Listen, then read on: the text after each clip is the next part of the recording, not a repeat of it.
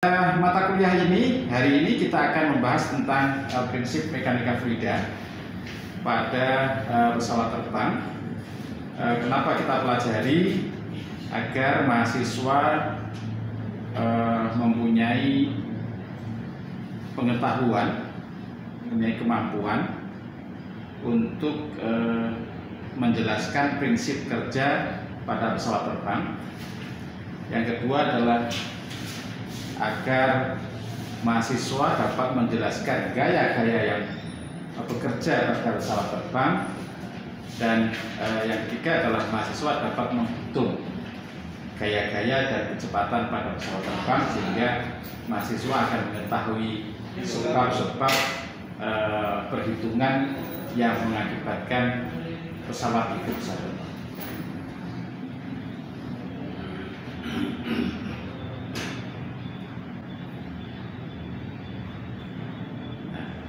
Jadi pertanyaan yang pertama adalah mahasiswa menguasai atau mengerti prinsip kerja pesawat terbang. Mengetahui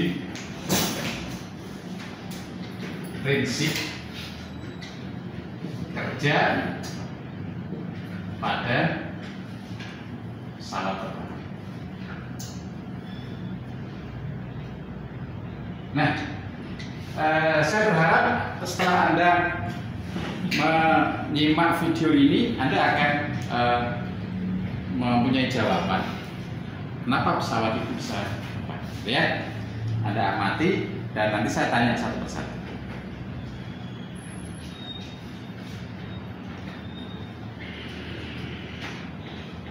Pesawat merupakan alat transportasi paling favorit saat ini, apalagi jika kamu ingin bepergian jauh. Namun, pernahkah terlintas di pikiran kamu bagaimana pesawat dapat terbang? Apalagi pesawat memiliki berat hampir 150 ton. Belum lagi ditambah berat penumpang dan barang bawaannya. Mari kita mempelajari konsep fisika bagaimana pesawat dapat terbang dalam lab kita.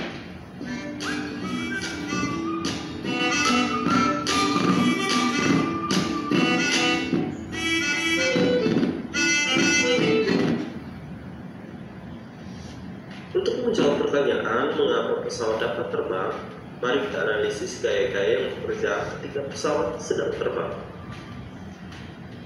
Ada 4 gaya yang bekerja, yaitu gaya dorong, gaya hembat, gaya angkat, dan gaya berat.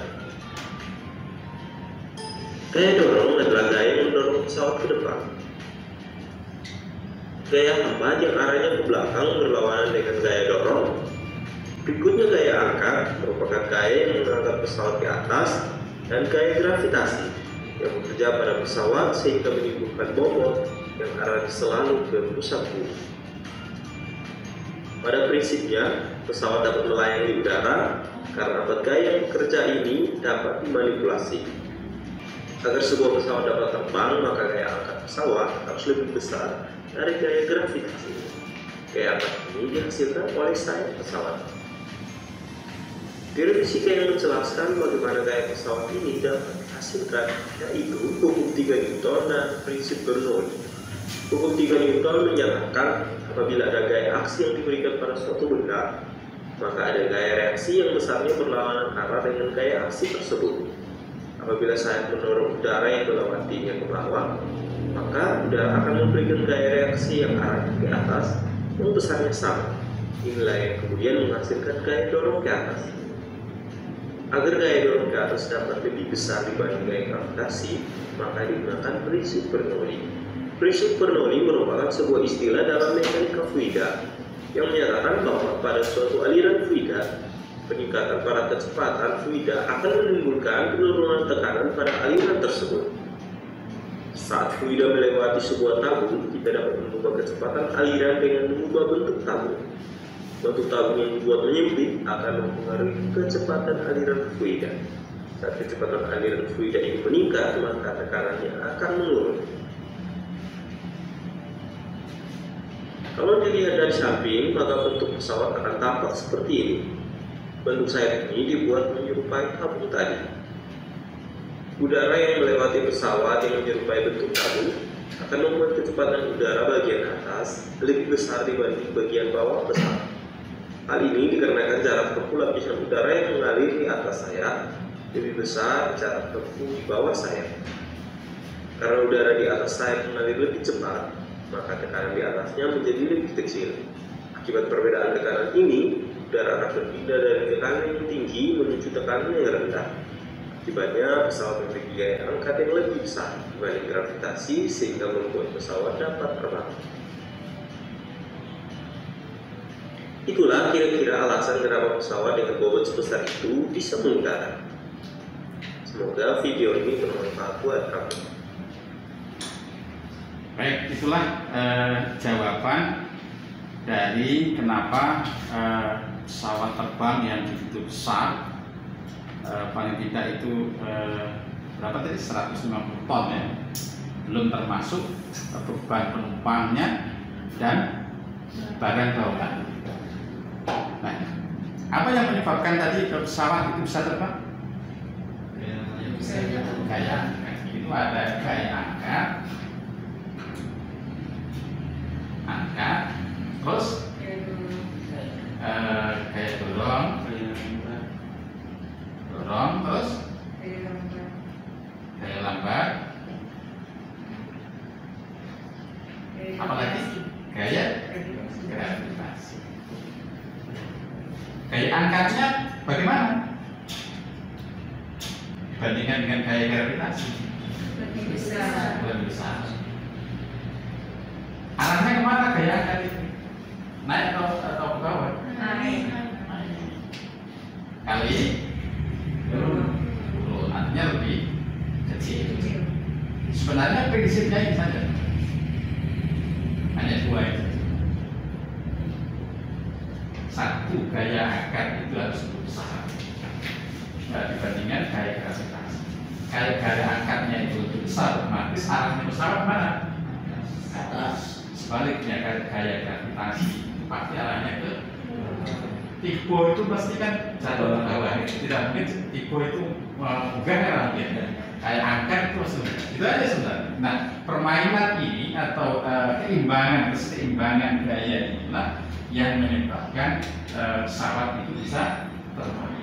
Nah, kemudian yang kedua gaya dorong ini ya. Gaya dorong ini arahnya ke depan atau ke belakang?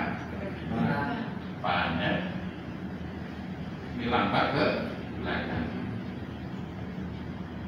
Nah, yang namanya bisa mengakibatkan gaya angkat dari suatu pesawat ini, maka dibutuhkan gaya dorong yang besar.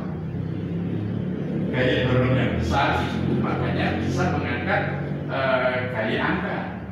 Gaya angkat yang besar, maka pesawat itu bisa naik. Jadi pesawat itu, saya mengatakan pesawat tidak helikopter ya, beda ya. Kalau yang namanya pesawat itu pasti satu, dia mempunyai kecepatan minimal untuk bisa terbang. Jadi kalau misalnya pesawat itu dia tidak atau belum mencapai kecepatan minimal, tidak bisa terbang. Nah, apa yang memengaruhi kecepatan sekarang?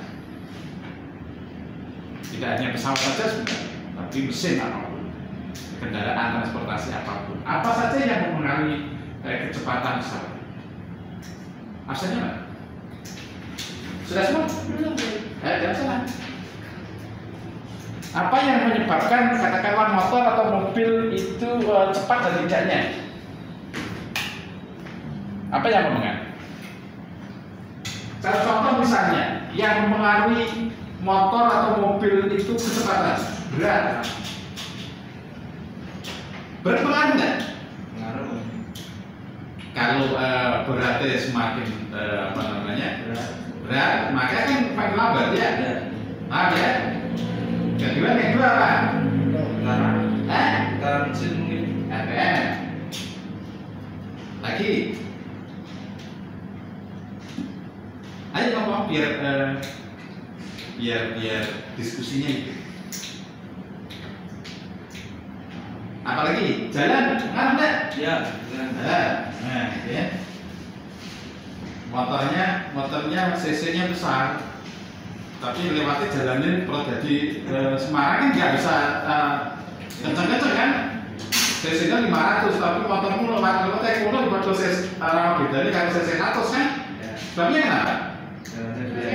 Jalannya jelek ya gitu kan. Nah, terus lagi yang pertama adalah makanya namanya pesawat itu yang namanya berat dari pesawat itu sangat perhatian. Bahkan itu menjadi pedoman pertama masalah safety. Penumpangnya berapa, rata-rata berapa, bawaannya berapa, engine-nya berapa, pasti si pilot itu sudah punya perhitungan beban maksimal dengan cuaca seperti ini, dengan RPM mesin seperti itu, maksimal total sekian. Makanya kan, uangnya tidak melebihi sekian orang, barangnya tidak bisa melebihi sekian ton, sebagainya. Sebabnya kenapa? Kalau pas landing tadi itu apa yang Anda perhatikan pas pesawat landing? Dia mencari tempat yang hangarnya besar, panjang gitu kan, jalannya itu ya panjang. Terus mesti jalannya apa ya? Nah, apa tadi kan pengaruh ini jalan kan, runway-nya itu ya, jalannya itu bagus. Apalagi RPM-nya jelas mengaruhi putaran mesin. Pada saat pesawat itu mau landing, itu pasti suaranya itu besar. Pernah lihat pesawat mau naik? Suaranya menggelegar kan? Sebabnya dia apa? RPM-nya besar kan? Yang di dalam video tadi itu digambarkan seperti ini. Kalau Anda lihat dari samping tadi, pesawat itu kan rata-rata gini ya. Nah, kayak inilah.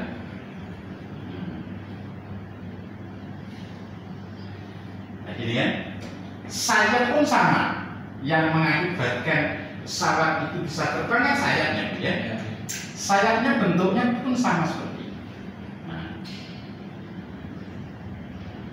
Nah, bentuk seperti inilah yang mengakibatkan dia kecepatannya tinggi. Saya tanya, sebelum kesini saya menerangkan, Anda pernah lihat truk atau bis atau mobil apa? Anggap saja gambarnya bagus ya. Ini Anda dikasih topi. Nah, lihat. Anda tahu apa maksudnya? Tahu Pak. Karena kan kecepatan itu menurut bak angin. Jadi kalau ada kepalanya anginnya ke atas. Nah, itu sebabnya untuk mengatur kecepatan mengatur kecepatan biar lebih cepat. Ya. Sama. Dia mengadopsi sistem dari pesawat tersebut. Nah, sebenarnya tadi yang dikatakan prinsip kerja pada pesawat itu menggunakan rumus atau hukum nol. Nah, sebenarnya tidak hanya pesawat saja yang menggunakan prinsip nol. Anda pernah mengalami, terutama yang cewek ya, pekerjaan nyirami tanaman? Pernah kan? Itu sebenarnya sama, fluidanya aja yang berbeda. Fluida itu kan ada air, ada gas, ada angin gitu kan. Nah, kalau Anda nyiram tanaman, ya, ini katakanlah selang gitu ya, selang, tanamannya pojok kan nggak sampai ke sana. Apa yang Anda lakukan? Diperkecil.